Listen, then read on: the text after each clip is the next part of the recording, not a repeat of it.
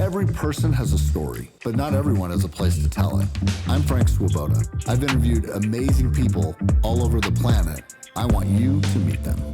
This week, the most interesting person you've never heard of is... I'm Mike Hazel. I'm the most interesting person you've never heard of because I was Frank's roommate in college, and I know a lot of things that many people don't. You have all the dirt. I've got all the dirt. You and I are old. I'm going to go back. This is old. We are old school Spokane. We are old. You know, when I 72. Well, right, and I always think of right you before Expo. Right, so you and I, you were my roommate in college. We went to high school together. We played grade school basketball and football and stuff against each other. We went to high school together. We were roommates in college, and now we hang out and tour the diner dives of Spokane, and we still do stuff. But I always look at you were the cake eater from the South Hill, Cataldo cake eater. For Spokane people, they will appreciate that. And I'm the North Side Shadle St. Charles blue collar kid, right? How is it that we've stayed friends? That's a good question. Well, so my dad was a humanities professor with 4 kids who made sure that all of his kids went to parochial school. So if I wanted a pair of jeans, I had a paper route. I worked. I literally dug ditches. And when I got to Cataldo, I got in some scruffs because I went to Wilson Elementary. Got a great elementary education. Wilson's a great school. Absolutely. Russell Wilson Elementary, they tried to name it a few years ago. Instead of Woodrow. Tried to rename it. But no, when I got to Cataldo, it was rough. It was a culture shock. And so I kind of always... What grade were you in when you went there? 7th grade. Oh, I didn't know you went that first late. through 6th. Yeah. Oh, so you're really not a cake eater. Damn it.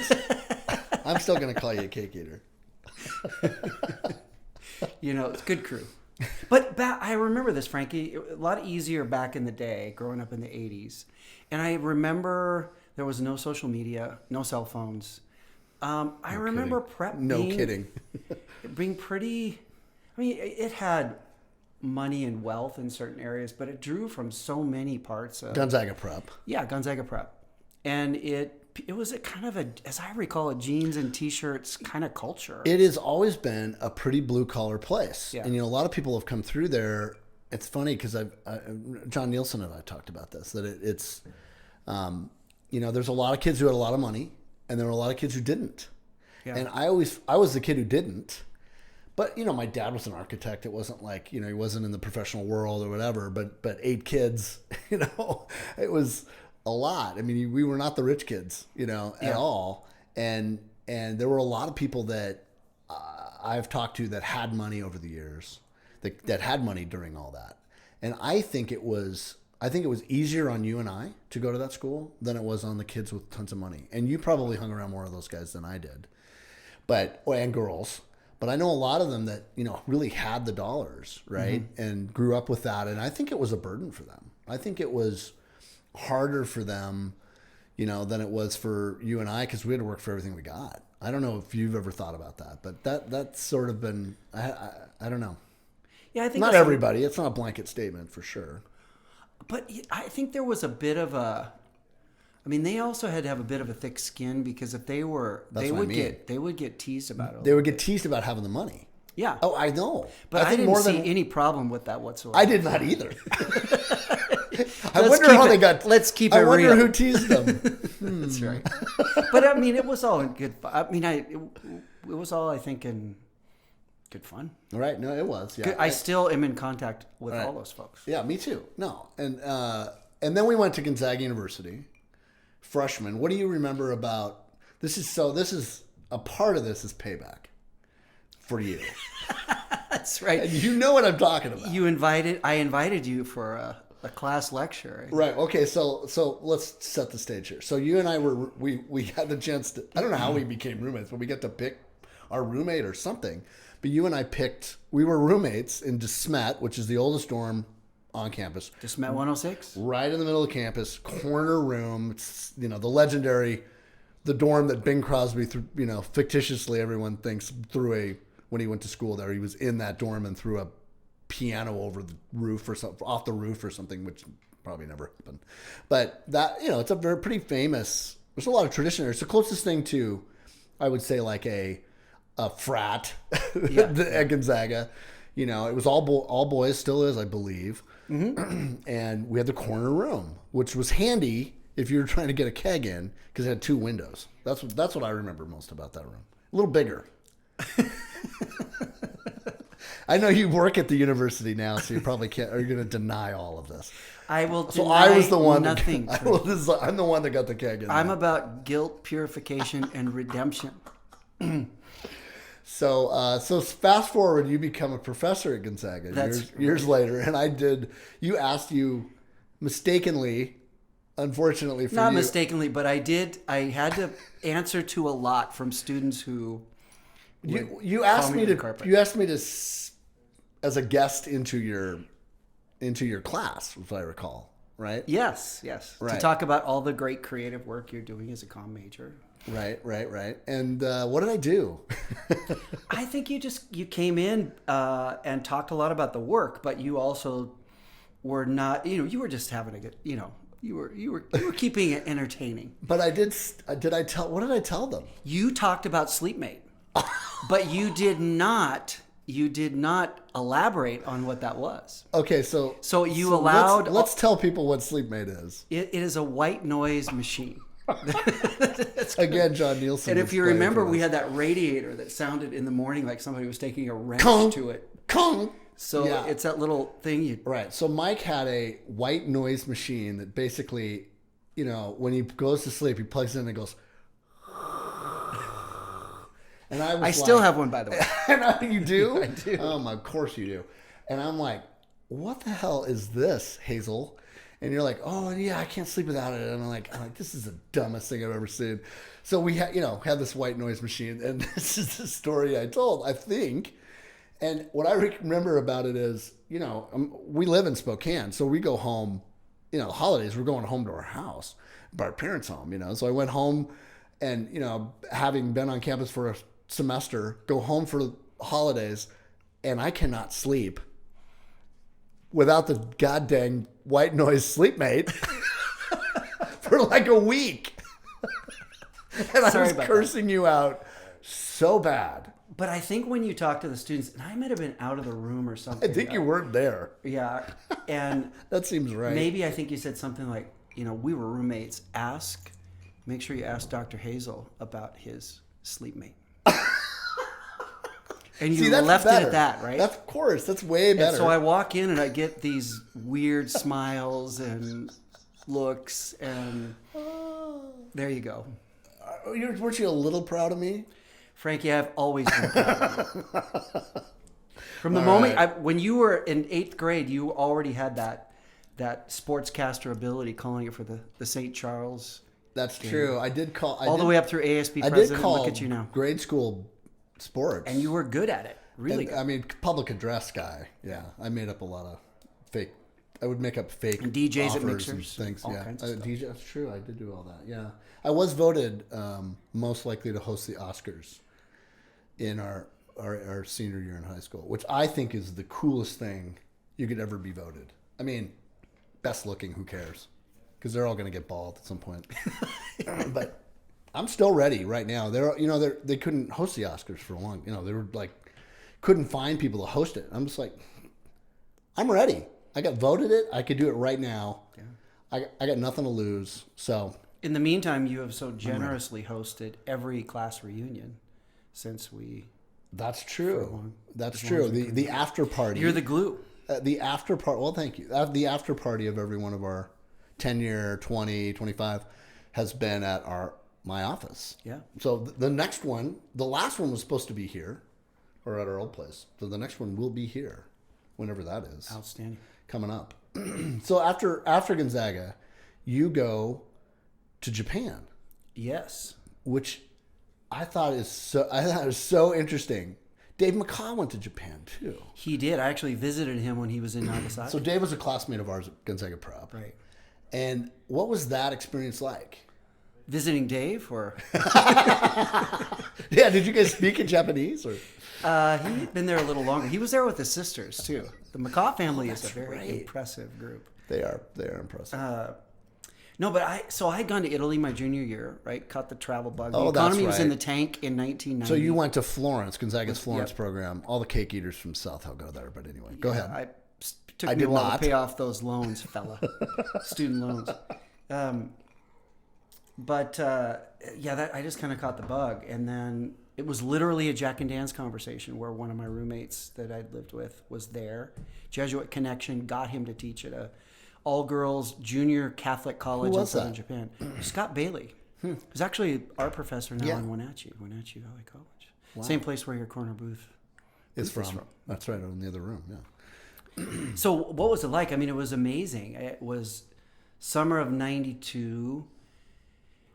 Got there, so I immediately knew what it was like to be illiterate and unable to communicate because everything was in Japanese characters. So I couldn't read anything. I could really barely speak. And what I found was in Japan in general, but in southern Japan in particular, I mean, the people are incredibly warm-hearted, hospitable. So I landed on my feet and I ran into some folks that were AETs, which were like associate English teachers paid by the Japanese government to go in and teach conversation in Japanese schools. So a group of Canadians, Australians, Americans. And then I got a job teaching at a conversation school. And, you know, how old were you then? I was 24. Yeah. 24-ish. Wow. And it was intense. I mean, there were a couple times I thought, I don't know if I can hack this. That really intense culture shock. But stuck it out, and within a year, it was amazing. I had a motorcycle. I had a lot of friends. I could speak more conversationally fluently, and obviously changed the rest of my life because my spouse of 26 years was from that city. So here's to Izumi, yes. Yeah, she's amazing. Okay. So how did that go? How did you meet her? Great story. So her little brother had kind of gone to a really elite high school, cake eater high school of the cake eater of Japan. LaSalle. They probably didn't call it cake though. What would they call it? The Keiki. Do they eat cake in Japan? Absolutely. Okay, I'm learning so much from you. So my first night there, my friend who picked me up took me to their house. I thought he was an AET because he spoke with this really thick Australian accent, and he was so dark. He was wearing surf shorts and a t-shirt, really friendly. And we start talking and drinking, and I said, "Well, where are you from?" And he says in this thick, surfy accent, "I'm from Japan. I'm Japanese." So what's that? He goes, "Well, I've lived in Surfer's Paradise for 6 years, and I surf down there." So he kind of gave up on the typical salaryman company life and went his own way. Wow. Ended up opening up a bar called Down Under, of all things. Down Under. He has another restaurant bar called Modern Bali because he likes to go to Bali and surf and whatnot. And then that was my introduction to the family. And Can I get him on the podcast? I think you could. Okay, good. We just have to set up a good video line. We need some interesting people. Yeah, but that was a really synchronistic kind of event. So how did the connection to Zumi happen? He used to host barbecue parties, and his parents were really just really hospitable and open. So foreigners would often gather there. We just kind of BYO. Okay. And Izumi was there one night, and we just kind of started talking. And 26 years. there you go. 2 girls? 2 daughters. Wow. Soon to be a grandfather. In January. Congratulations. Thanks, Frankie. Wow, that's crazy. Intense. Nick, don't get any ideas. So you're in Japan, and then you come back, and it is important to mention that your dad, to me, was a legend, and I think to a lot of people at Gonzaga, head of the department, right, communications department. Yeah, he was a dean for a while. He was professor in communication. Harry Bud Hazel, just sort of a legendary guy, and he was one of my favorite professors when I was there, and had a huge impact on my life. What was it like to be taught by your dad? It's interesting retrospectively. He did not want me in his classes, and I understand why, because study was about third on my list of priorities. You're going to give him a bad name, pal. No, but I mean, he was a good teacher. I got very serious in grad school because the Murrow School was a very intense place to go to grad school. At Washington State. Yeah, Washington State. now the Merle College. But it was great. And now now being a professor and having the benefit of age and experience, he was really impactful. But here's the main thing: I still hear from students that had him in the 70s or 80s that will come up to me and say, I was going through this difficult time and your dad said this, or your dad helped me with this. And it was, I think, who was it? Kurt Vonnegut? Somebody.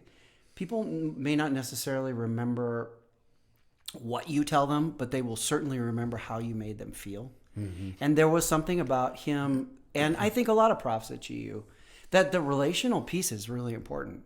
But he obviously impacted a ton of people.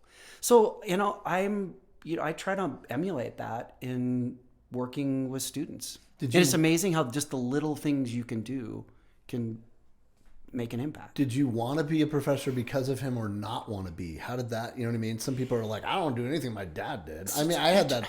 Actually, I'll share my experience with that. Yeah. I had the same experience. My dad wanted, as an architect, and designed 800 buildings in his career, which is amazing. And he was a phenomenal artist, and really, really good at the craft. He built some amazing buildings. 6 on campus at Gonzaga. Right. Actually. And most of them still there. And he always wanted one of his kids to take over the business and be an architect. And we were all like, we're not doing that. I don't have any artistic ability at all. There's no way. Yes, you do, Frankie. I can't draw a thing. But you're a cultural creative for sure. Yeah. Well, that's the thing. I was like, I don't want to do that. I mean, I'm never going to do what he did. It's sort of what I sort of said to myself.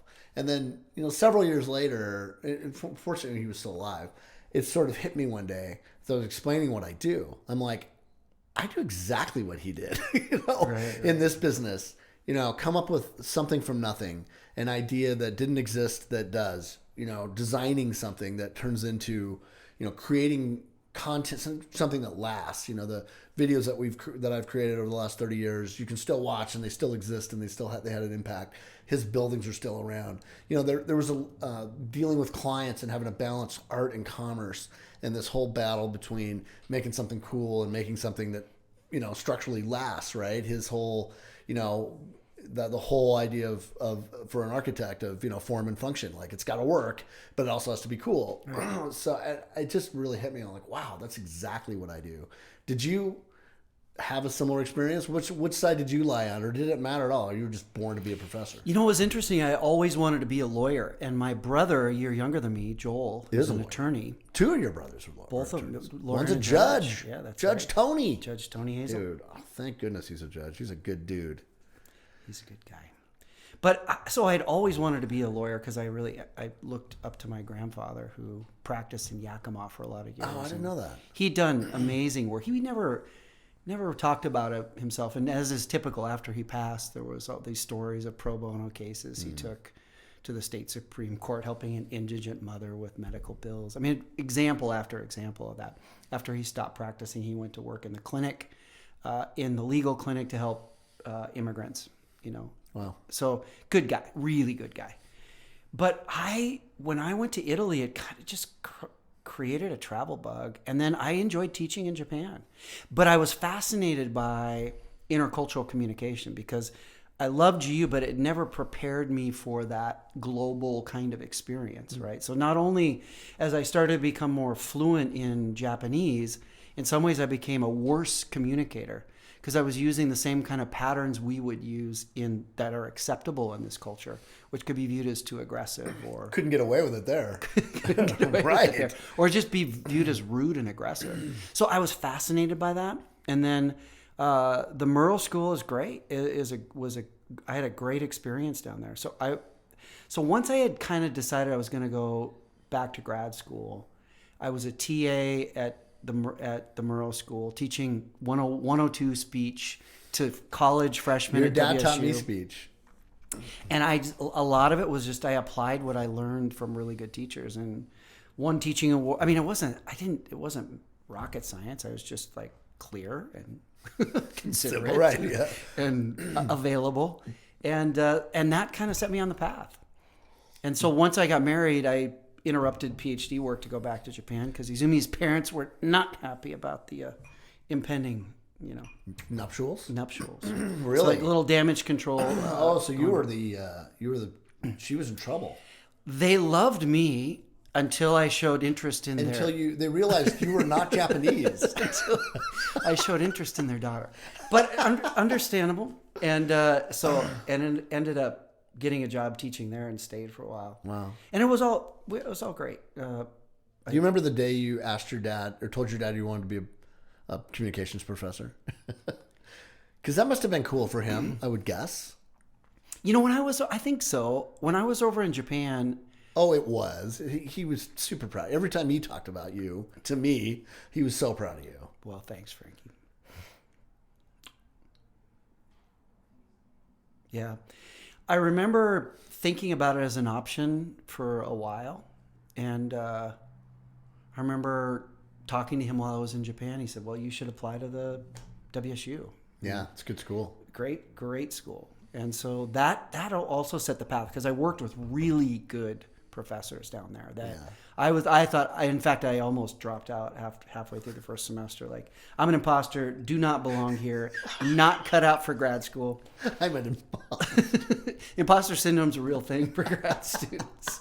But, they just pushed me really, really hard. And it's like, okay, I can do this. Yeah, that's really cool. So you were teaching there at the same time your dad was? At Gonzaga or WSU? Did you get the Gonzaga job? Were you teaching there at the same time? You were, weren't you? We were for a little while. I had applied, after I did finish my PhD in 2004, I'd applied to a number of schools. I actually got a tenure track job at tenure track offer from UT Pan Am in McAllen, Texas, like right on the border. Whoa! And I got a fixed term offer from Gonzaga. And it was sort of a leap of faith, but I said, all right, I'm going to throw my cards here and see what may come. And you're still here. How many years have you been there? Since 2004, gosh, so we're looking at, 17 years. Wow. There's still a Hazel at Gonzaga. There is still a Hazel. Some say we lack imagination, but I say it's a good place. So your dad struggled a little at the end, right, with dementia. He did. What was that experience like for you? I didn't experience that with my parents. My dad was starting to get a little bit of that when he was 80, and I was, he ended up passing away at 80, and in some ways I was grateful because I didn't want to have to see that. Was that really hard? It was hard. We didn't know about it until sort of later, and it was almost after he retired.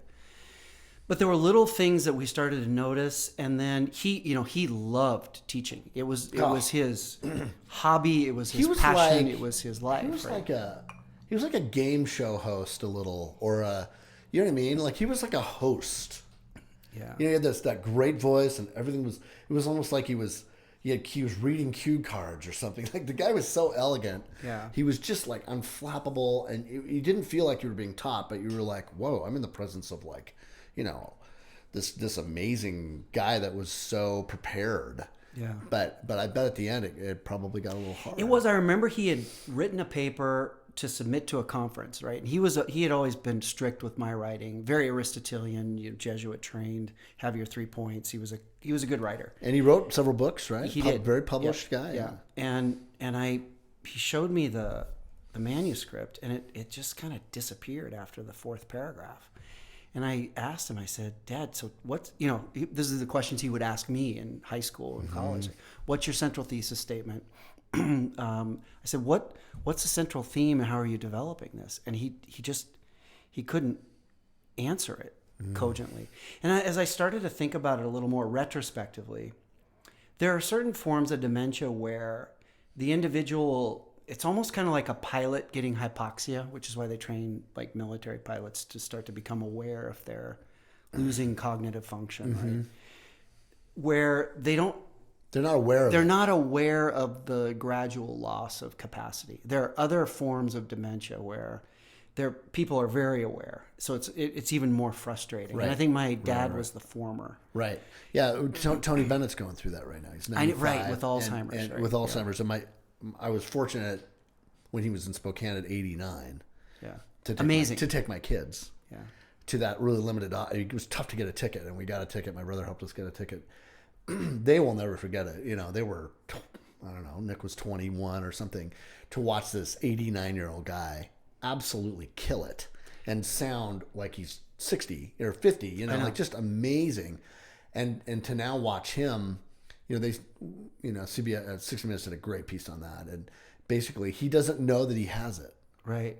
It was your dad that? I think so until he got a formal diagnosis. So towards the end when he, stepped out of his role, he, I think he wanted to keep going. He called me into his office one time and he said, Mike, I went blank in class today. And he was obviously really disrupted because he was a dialed, well prepared, incredibly impeccable. And I remember how disrupted he felt. And then he went to the doctor and they said, well, they got me on these statins. I'll try to get off of those. But eventually I think it was a diagnosis and he kind of kept that quiet for a while until he decided to step away. So, but once we all knew, that helped because it was like, the mystery was solved. That's what's sense. going on. Yeah. Now I will also have to tell you, he passed pretty suddenly in his early 70s, right. Of an aortic dissection. And, right.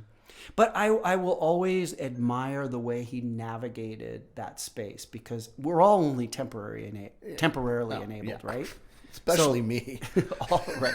So every day matters. But to see that happen to him on someone who relied on his... Yeah, he was a giant. He relied on his cognitive capacity. It was his tool. And so to see that go away, I thought he handled it with grace. Probably a lot more than I would. Well, hopefully you won't. Yeah, amen to that. So there's that. Amen to that. Well, the other thing I know we wanted to talk about a little bit is...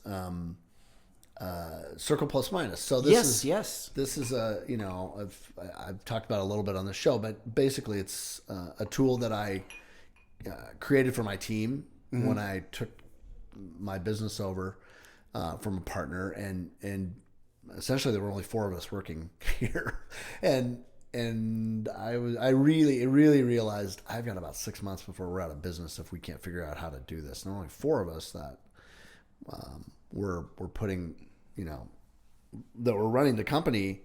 And so we just got on a whiteboard, which I hadn't done a lot of, and now I do all the time with clients and projects, and just identified who's doing what. Like, what do you do? What do you do? And then what's not getting done here? And it was really important to me if I'm going to own a business, I want to love going to work there every day. Yeah. That's why I'm doing it. I could go to work for somebody else and still could, but I love going to work I want to go to work at a place I love to go. So it was really important for me to try to focus on what is it that I love to do? What if I just did that? It was sort of a dream question. And we identified that and just started circling, like, I'm just going to circle the stuff that I love to do. And then, so it's this very organic process. Incredibly organic. I've always wanted to ask you how you came up with absolutely organic, because ultimately we were just trying to see what was slipping through the cracks. That was really the goal. With 4 of us, we had been at 12 people the year before. About 18 months before, there were 12.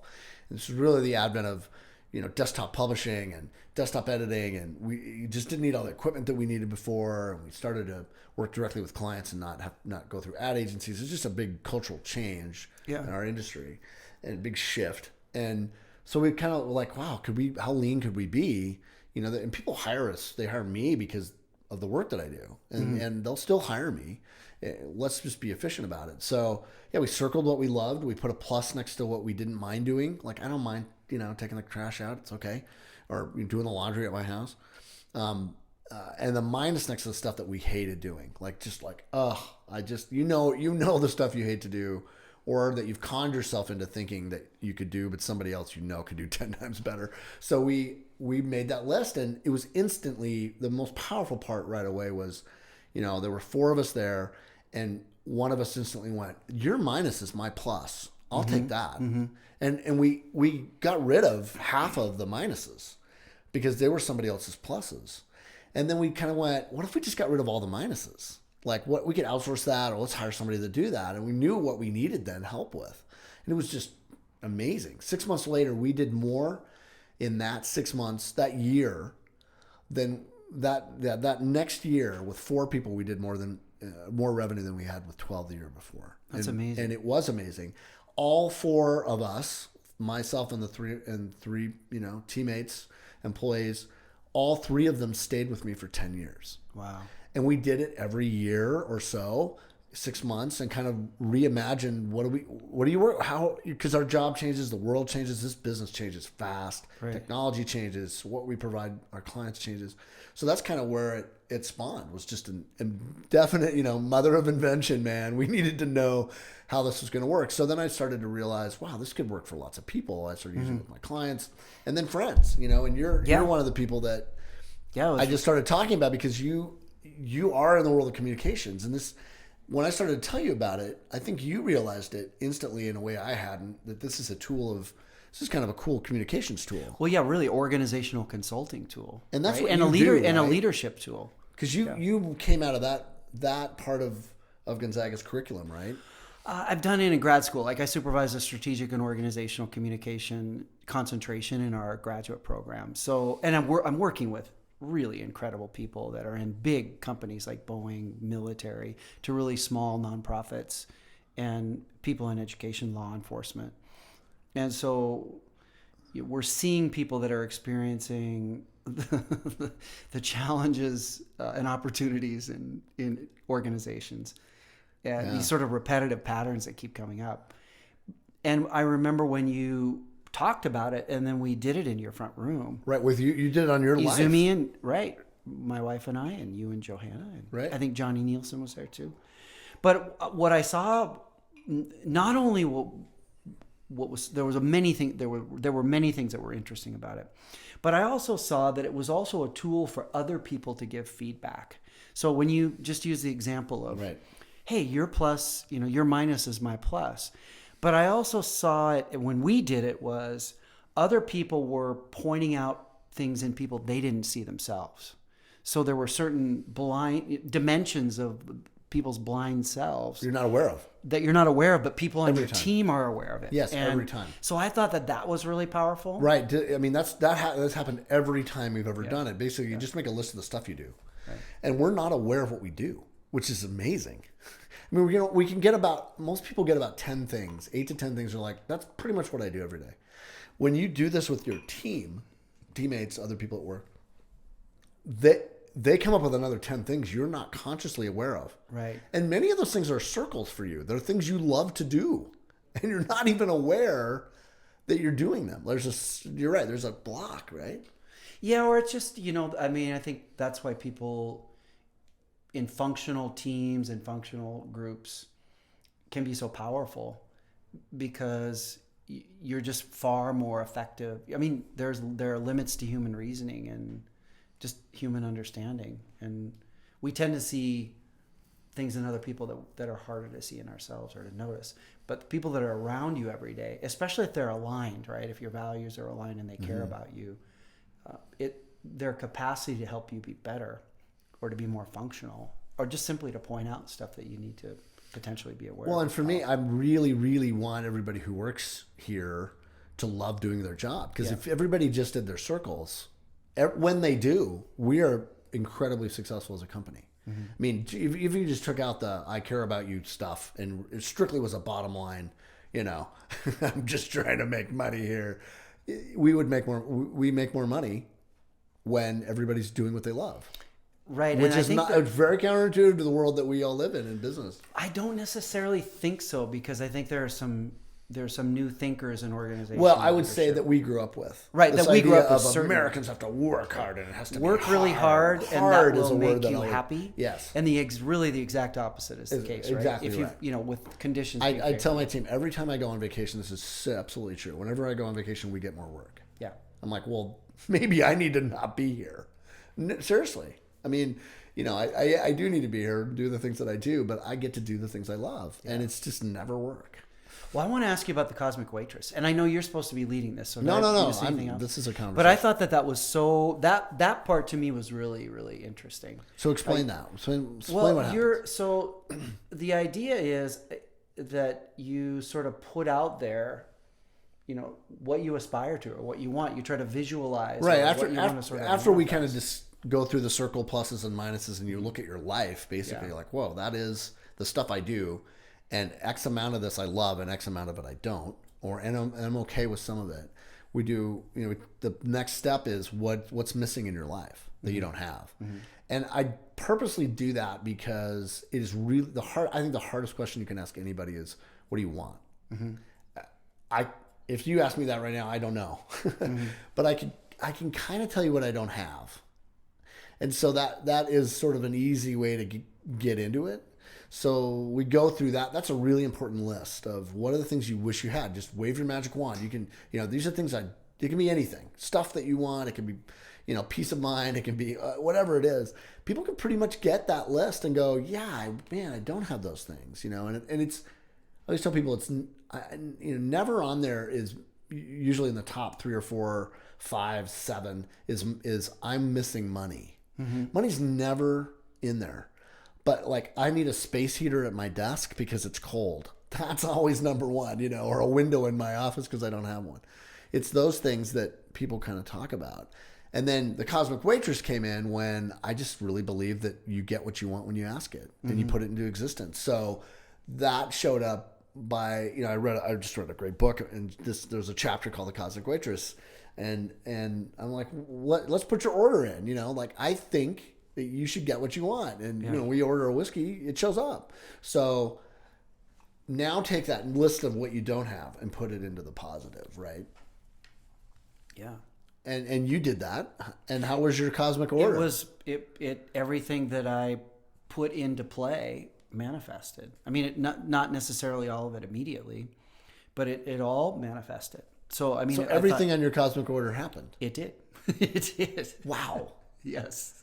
And I also, I think about it in terms of, I don't want to get too like academic, but, quantum physics, right? That we're interconnected in the observed and the observer are always connected in certain ways. And so I think there's a whole idea of duality, of separation, and can be limiting. And if there's a sense of sort of expanding your sense of awareness about your interconnectedness to all kinds of things, some things you can feel and some things you necessarily can't. I mean, you want to avoid magical thinking, right? Like I didn't put, I want to be point guard for the Zags and dunk a basketball at a 10-foot hoop. At the age of 54. That's right. But I mean, within Even reason. Even though you do. Yes. Small but slow guard, Frankie. I've seen you play. You still got game. Yeah, no. But you could shoot it, Hazel. You could. We'll have to go play a game of horse or something. All right, I'm down. I can shoot a little. But no, so I thought that was really powerful, and it was, and then to experience that directly. So when you say quantum physics, you're meaning the fact that what you think happens. Well, I mean, it's so if you think about the early 20th century physicists, right, that were doing these experiments that were producing all these paradoxes, that the old model of like linear causality was kind of being thrown on its head in the quantum world when they started doing these experiments, and it freaked everybody out. Like, I mean, Einstein hated it. He called it spooky action at a distance, right? But so like Schrodinger and Niels Bohr and some other physicists, Young and Bell, they started looking at, okay, the way the experiment turns out is dependent upon how the researcher himself or herself is asking the question. And it was a paradox. And so if you're looking for a particle, you lost the capacity to measure it as a wave and vice versa. And so they were just encountering all these paradoxes. And then the whole notion of like complementarity came into play, where you can have these photons that are really impossible to communicate with each other, that are entangled, that's theories of entanglement, that change instantaneously. So it defies the laws of what we view as conventional physics, yet seems to be this axiomatic truth at the quantum level. This is where physics is happening right now. And so I think about that. Because I have no idea what you just said. Okay. I mean, I kind of do. The way here's how I look at it. Yeah. It's, hey, when you ask for this, it shows up. If you don't try, here's the trick with the Cosmic Waitress that I always tell everybody, and I wonder if you did it, if you followed instructions. But what I tell everybody is, if you and I go to a Jack and Dance, the legendary bar at Gonzaga, yes, right, owned by John Stockton and his dad Jack, who started it. We order a whiskey, it shows up, and we don't think about it not showing up. We don't even think about anything. We just, there it is, and I'll pay the bill, right? Right. We don't try to make the whiskey, get the mash, pour it, bring it in the truck, ring it up, deliver it. We just know it's going to show up, and we believe it's going to show up, and we expect it to show up, and it does. Yeah. And I think that's what will make your cosmic order come true, that you put in with the Cosmic Waitress, is if you put your order in and you don't try to actually figure out how to get all those things, but trust that it's coming your way, do your part, but not dwell on it, it will show up better. Yeah, and I think that, so where it'll show up. It may not show up if you try to, it won't show up if you try to figure it out. Interesting. I don't know. Because the universe is trying to give me that, and if I try to figure out how to get it done, it's then changing, it changes the order. So you'd sort of, the physicist would say, you turn it over to the field, basically. Okay, I like Some that. might say that, right? Right. And I'm not a theoretical physicist, but that's what I responded to when you did that, because there's a lot of, I mean, in sports psychology and certain esoteric traditions, and in this whole notion of visualizing something with intention tends to create the opportunity for that to manifest, right? Again, if local conditions are favorable, and you don't want to, not too much magical thinking. Right. You're not asking. You never asked to be the point guard of the Gonzaga on your cosmic maybe order. I could go out and because you're not going to get it, brother. That's right. But anyway, hope we didn't go off on too much of a tangent. No. But that's what I resonated with. I mean, as much as anything, I love the process. But when you talked about the Cosmic Waitress and put it out there and ask for it and hold that in mind in kind of a positive way, that resonates with a lot of like. Did you try to figure out how to get all those things to happen consciously, or did they just sort of happen? I think some of it was you did your part. Yeah. I think you make certain effort, right? That, as much as anything, Circle Plus Minus brought into my awareness things that I was doing that I was not enjoying, that were draining. Right. And so it existed. Other things were much more aspirational. It was more like it was a wish, right? Right. It was an order. That right. was kind of woo-woo, right? Right. When it manifested. But it wasn't necessarily because, in a lot of Zen philosophy, Buddhist philosophy, different things in Japan, that's not weird, right? It might be weird here in the States. But it's not necessarily weird in other cultures. Right. Isn't that interesting? Yeah.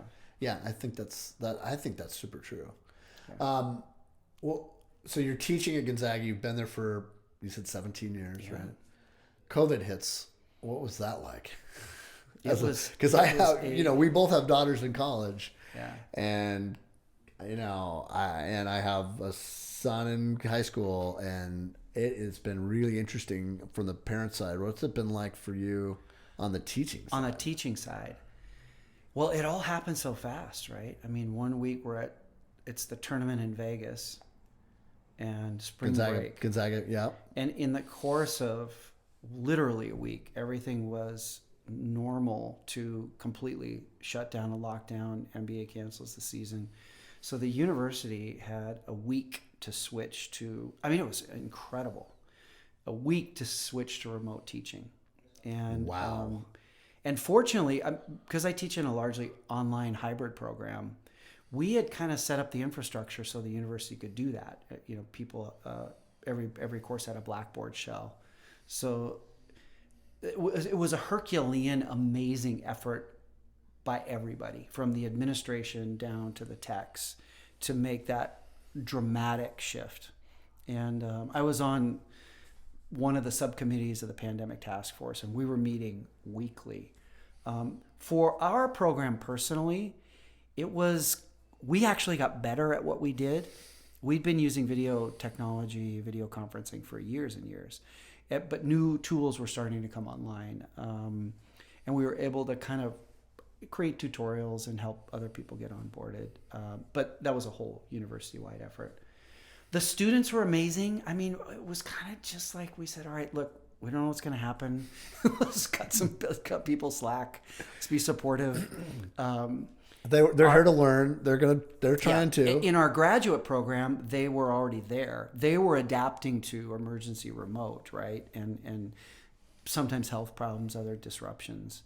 And so, the general tone of our chair and our faculty was, look, let's, it was a very Gonzaga thing to do, right? Just look, take them where they are. Let's try to think systemically. Let's try to push them to grow, but also be supportive. That worked out, I think. Pretty Jesuit thing. A very Jesuit thing. But I think for teachers that had just done traditional face-to-face and had never taught online before, it was more of a challenge because, I bet. To do like really effective online teaching, it's just like the kind of work you do. It's designed, and oftentimes it's front-loaded, and you're using multiple tools, and then you've got to know the technology really well. But all things considered, I mean, it was pretty amazing how it all unfolded. Are you teaching now still online? Yes, our program is largely a distance program. We have residency courses that students will come to, but our program. So you've been basically in your house, cloistered. This is your Father Tony Carthusian monk. Mike finally gets to be the monk. During the pandemic, I mean, they had strict masking rules. We'd go into the office very occasionally, but it was just as efficient to set everything up in your backyard. Good thing you have a really cool house and basement, which I've been in. It is pretty trick. Comfy. You got some cool, you got a cool spot. We did go to a Gonzaga game. So So this was, when we record this, this will have been the day. Was it the day after? A couple days after that they played Bellarmine after they had beaten Texas and stuff. Your first time back in the kennel. Yes. In 2 years, since February. Yep, 2020. And I've been in a couple of games before that, but still fresh in mind. That nobody played basketball when you and I are huge Gonzaga fans, right? In fact, you and I used to be the halftime entertainment at Gonzaga basketball games when we were kids. I don't know if you recall this, but I sure do. When we were in grade school at Gonzaga basketball games, that's what the halftime entertainment. They would go in the locker rooms and there'd be a bunch of balls, and all the parochial kids would go out and just play pickup. That's right. We were the halftime entertainment. Easier to get into games in those days. It is a different game now, right? So what was it like for you to be back? Well, first, thanks for the ticket. It was amazing. It was fun, very of positive. course. It was amazing. That's the first time I've been in a group or a crowd that size in over a year and a half. And just to see the students back, feel the energy, when you haven't been in that space, it hits you in a different kind of way. So it was powerful. It was emotional, pretty emotional in a really positive way. As much as anything, just the positive energy, right? Just to feel that, wow, okay, we've returned to a semblance of new normal. Most of messed up people. And it was fab to see those amazing kids live. I mean, it's an incredibly talented crew. Yeah, we're going to geek out a little on Gonzaga basketball. Okay. Why not, right? Why not? Okay, Yeah. you ready to go? Yeah, ready okay, to go. all right. So here's what strikes me. Jalen Suggs, right, plays for Orlando now, the NBA. One and done player, comes to Gonzaga, highly touted, takes him to the national championship game, makes a buzzer beater against UCLA, which I was fortunately at and got to see live. Wow. Yeah. It's a game. That's got to be one of the best games ever. Well, as I said, top 5 college basketball games in history. Nick and I were there, my son. I got to see it. He never played in the kennel with fans. Wow. Isn't that amazing? He plays in the national championship game. They had the cardboard cutouts, right? That's what Cardboard. He never got the opportunity to play in front of fans. I just think that's unbelievable. It is. I mean, surreal times, really. Surreal times. So what's your assessment of this team? Our current Zags? Yes. Amazing. Loaded. Deep. Talented. And I think the game, the way the way the coaches operate now, the focus on defense, really tenacious for 40 minutes. They're just so big. Yeah. Too. You know what I mean? Like I look at Andrew Nembhard, their point guard, and he looks small on that court, relatively. He's 6'5". Now, I remember the day when, and this is John Stockton we're talking about, right?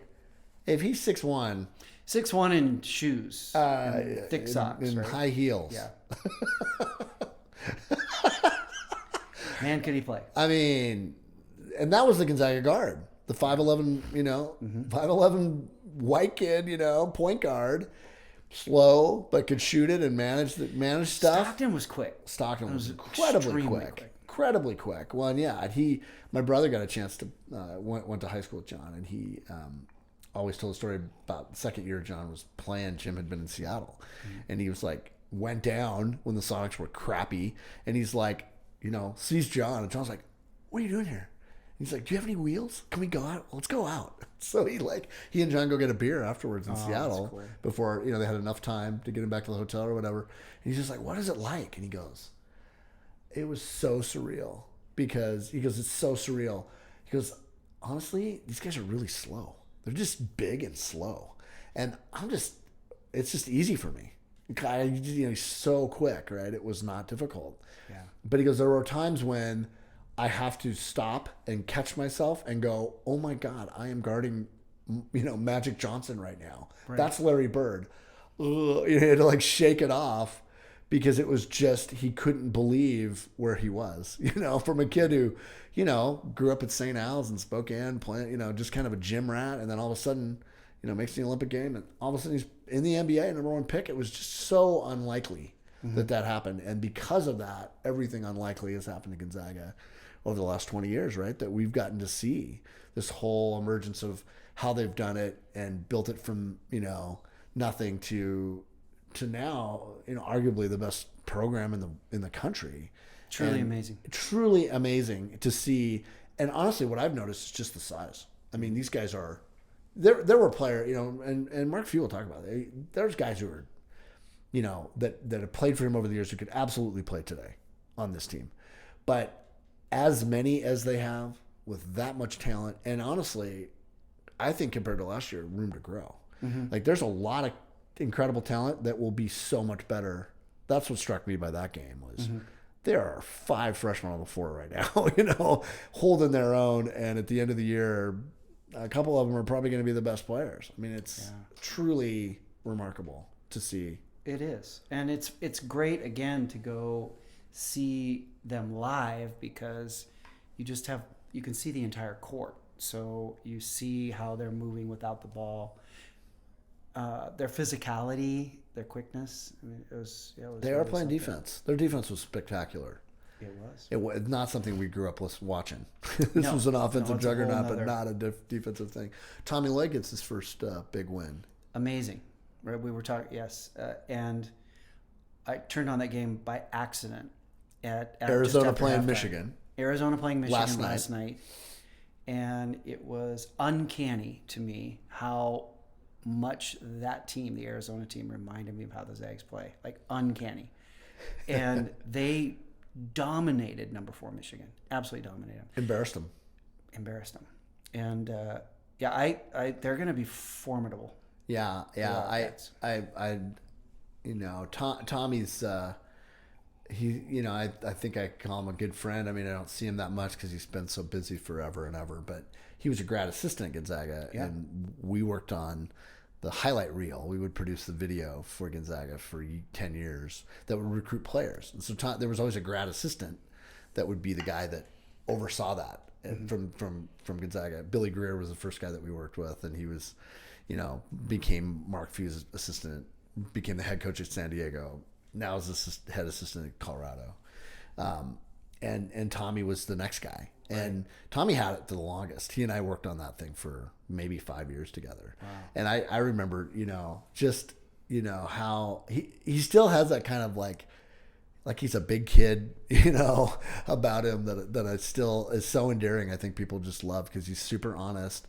But I remember looking him in the eye, in an edit suite, drinking beer, putting together this highlight reel, and buying him burgers because he couldn't afford it. I mean, these guys were making $5,000 a year to a guy now that makes $3 million a year. Telling him, Tommy, you're gonna run a major program in this country. You're gonna run a major basketball program, and you're gonna be really good. And he was like, we'll see. But strictly remember that. And I go. texted him that the morning he did his introductory press conference in April when he got the job. And he texted me right back. And it was pretty cool to see.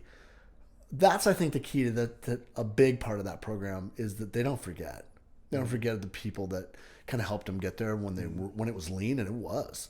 I mean, that school almost shut down. I mean, you know that. Your dad knows that. Yeah. It was teetering in basketball, like it or not. If you're at that university, it saved it. Yeah, well, it certainly helped. I mean, it's a great academic institution. I'm not saying that basketball is why that place is a great school, but the revenue was a huge part of it. Well, right, and the basketball has obviously raised the sea level and its footprint. I mean, it's had a huge impact across the board in a lot of ways. And it's fun. It is fun. But I think of Tommy Lloyd. So when I first got to GU, I would teach summer speech classes. And oftentimes it was the transfer players or new players coming in, and I teach those guys. Oh, wow, cool. So who'd you teach? Let's see. Micah Downs. Remember Micah Downs? Micah Downs, totally. Yeah. Sean Mallon. Yeah, sure. Who taught my daughter. Yeah. Her favorite teacher at Ferris when she went to school there. And Courtney Vandersloot taught some. Oh, Courtney! I got to meet Courtney. Is amazing. Amazing. I got to do a commercial with her right after she graduated. It was a highlight. It's so for great me. to see her. I'm so proud of her. So successful. I'm not surprised. Kind of. She's amazing. Of others, and I think of how hard those coaches worked. And Tommy and others like him on other teams. They're constantly on the road. They're traveling, they're scouting. It's a grind. I remember, right, when Greer and Few, when we were at our senior years, I think when Mark Few came. Right, he was an assistant back then. Fitz was the coach. Dan Fitzgerald was He coach, came into our dorm. I remember Fitz came into DeSmet. Because we lived with the basketball players. We lived with all the basketball players. Jim McPhee and Doug Spradley and all those guys were 2 doors down from us. And Fitz came in and met all of us and said, "Hey, I want you guys to come to the game." Mm-hmm. We were the first Kennel Club dudes, kind of. I mean, they were not getting students to the games. Anybody could get a ticket, man. I mean, it was rough. Yeah. So no, it's fantastic to see Tommy Lloyd's success, and he will be successful. I don't want to play Arizona. I don't want to play after watch. It would be quite the matchup. Well, they were supposed to play this year.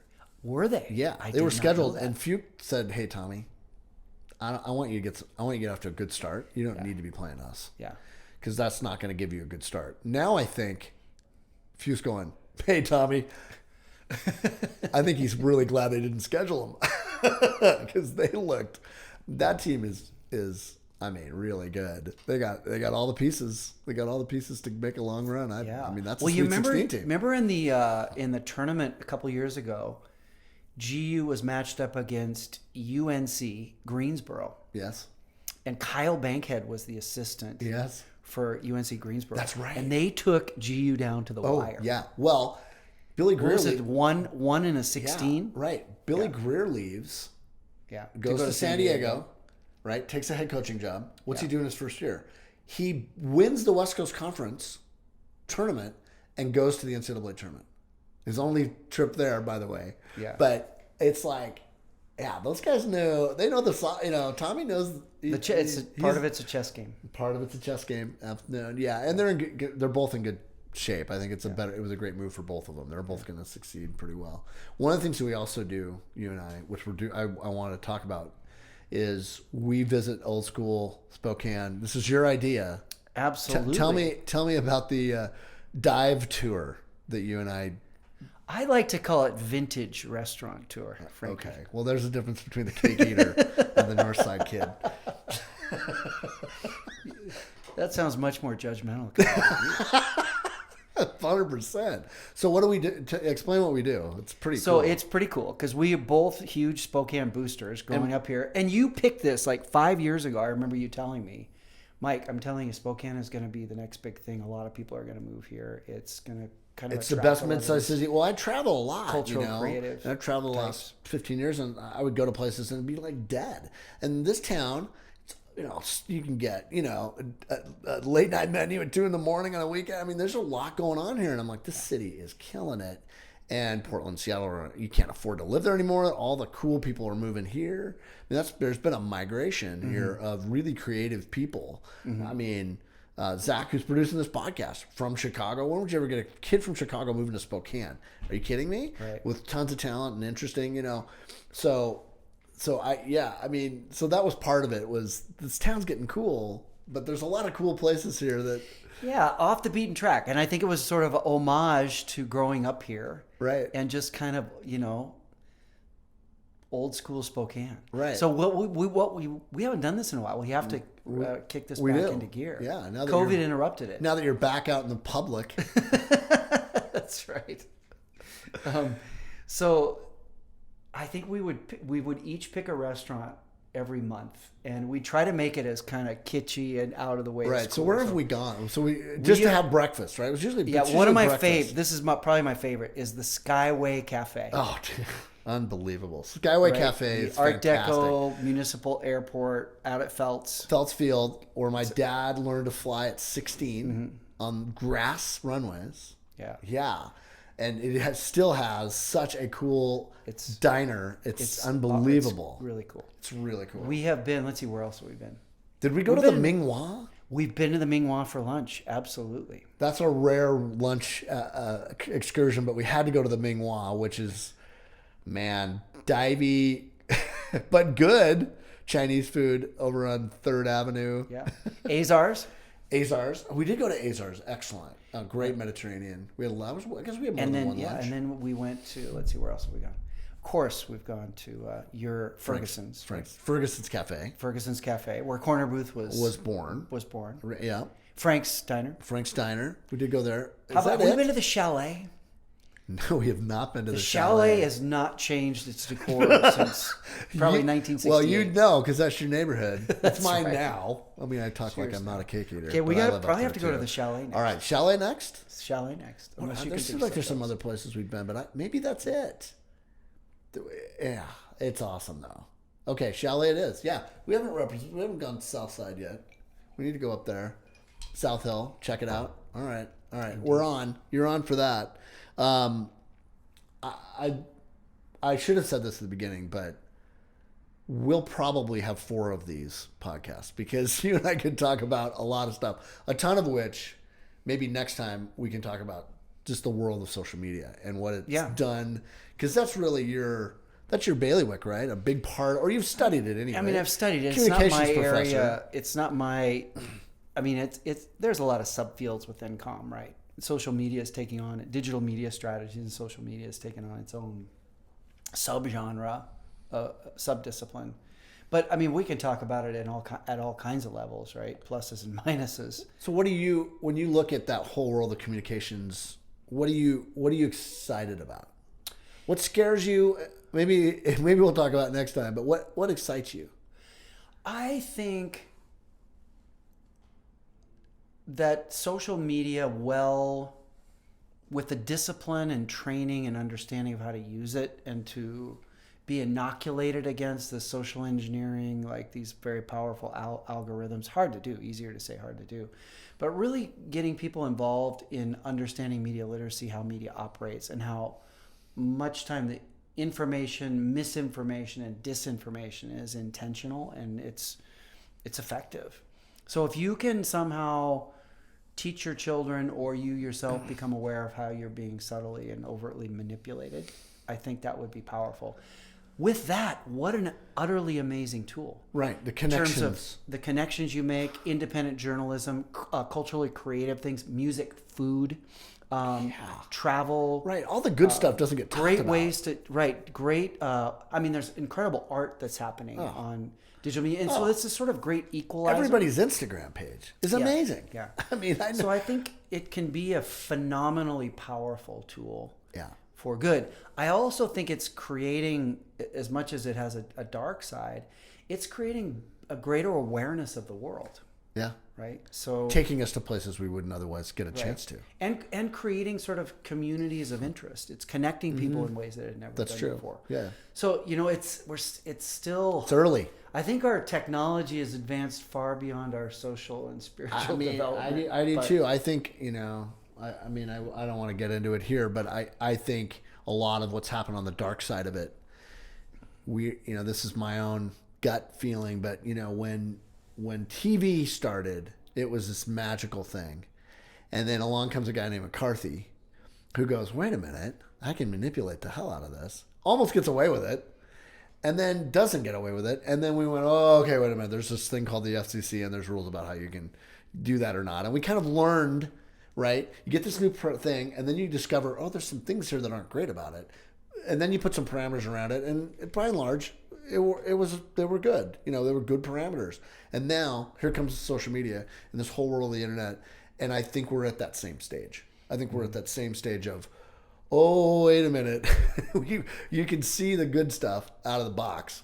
And then you start seeing the things that aren't so great about it. So I am like you. I think I'm hopeful. I'm hopeful that we can figure out ways to be aware of what it can do and not. And we're still learning that. So many people have no idea, how to use it and what it's being used for. Well, it's generational too, right? It is big time generational. Digital natives. I mean, there are kids, and I would say that's all a kids. downside, but at an extremely young age, it's an appendage. Yeah. One of the things that's interesting is we had to memorize a lot of stuff, right? We didn't have access to that. Phone numbers. And I see exactly. I used to remember your phone number. I have no idea what my daughter's phone number is. Right. So when I interact with young people, especially in just a more, unvarnished casual environment, their device is part of how they communicate. So you start talking about something, and then I think they're being really rude because they immediately go to their device. And then what they did is they looked it up. Right. They were actually trying to continue the conversation. Right. Or to get some... I do that. And that's really interesting. Yeah. So I think it'll be interesting to see how it evolves over the next 10 to 20, 30 years. Yeah. But it's an amazing world. When the iPhone came out, it was only 2007 when the first iPhone came out. Unbelievable. But it utterly changed. The digital media campaigns we run now, it's pretty sophisticated, kind of all over the West.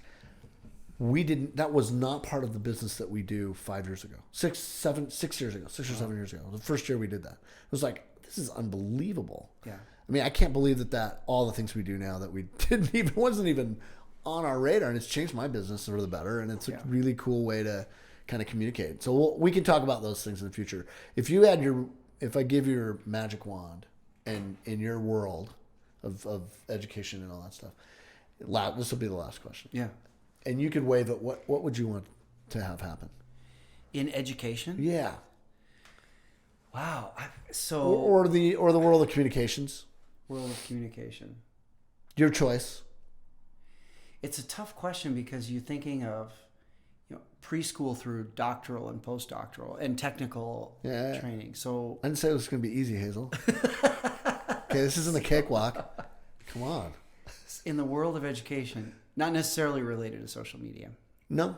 Okay. Just what do you wish would happen? You get to change it all. You're the king of the world.